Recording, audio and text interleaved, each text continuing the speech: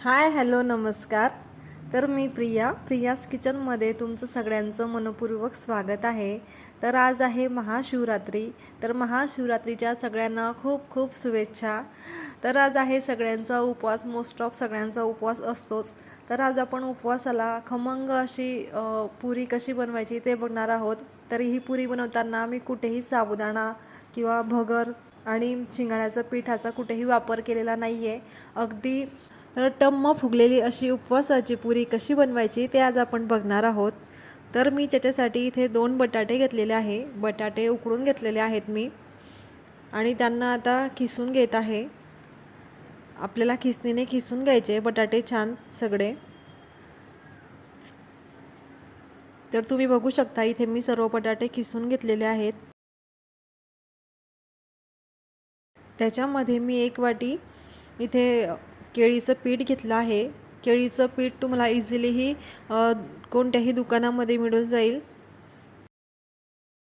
त्याचबरोबर इथे मी शेंगदाण्याचं कूट घेतलेलं आहे अर्धी वाटी. 2 चमचे लाल तिखट,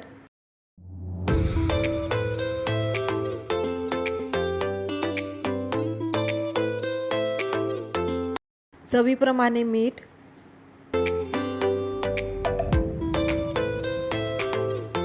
आपल्याला आता हे छान मिक्स करून घ्यायचं आहे हाताने.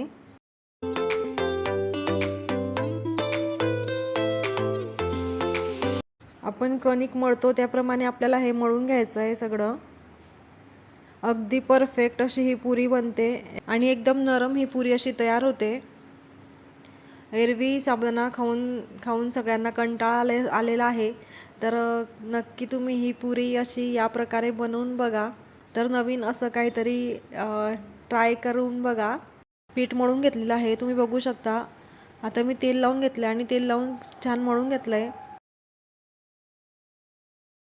आता याच्यामध्ये मी जिरं घालत आहे. छान मळून घ्यायचं आहे पुन्हा एकदा. खायलाही खूप अशी चविष्ट लागते ही पुरी. तुम्ही याच्यासोबत बटाट्याची भाजीसुद्धा करू शकता. तर मी इथे चटणी करत आहे. त्याच्यासाठी मी इथे भाजलेले शेंगदाणे घेतले आहे आणि 4 ते 5 हिरव्या मिरच्या भाजून घेतलेल्या आहे. चवीप्रमाणे मीठ. आता आपल्याला मिक्सरमध्ये याची चटणी काढून घ्यायची आहे. तुम्ही बघू शकता मी इथे याची चटणी तयार करून घेतलेली आहे.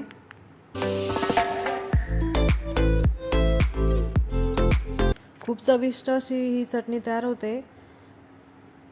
तर मी आता पुरीसाठी इथे गोळे तयार करून घेत आहे.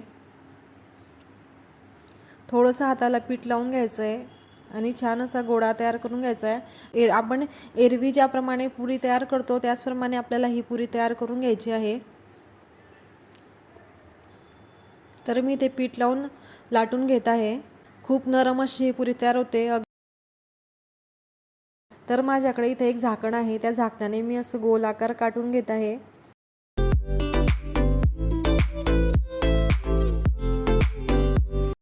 आता ही पुरी आपण तळून घेऊ.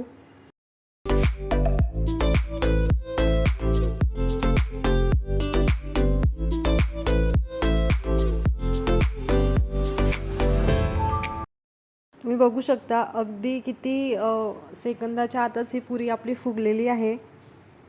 अगदी टम्म अशी पुरी छान फुगलेली आहे.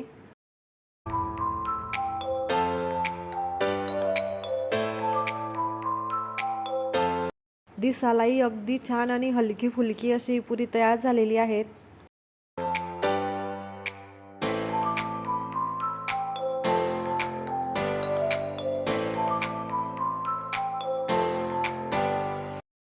तर तुम्ही सुद्धा या उपवासाला नक्की ही पुरी बनवून बघा आणि कमेंट करून नक्की सांगाल कशी झाली आहे ती.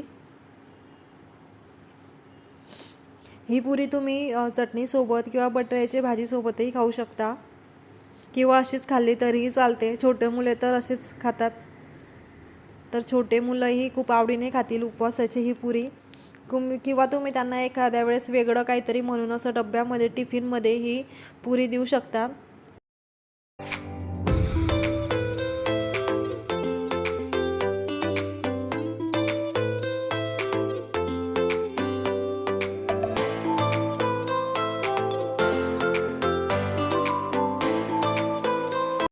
तर बघा इथे आपल्या पुऱ्या किती छान अशा तयार झालेल्या आहे. कलरही एकदम अप्रतिम असा दिसत आहे.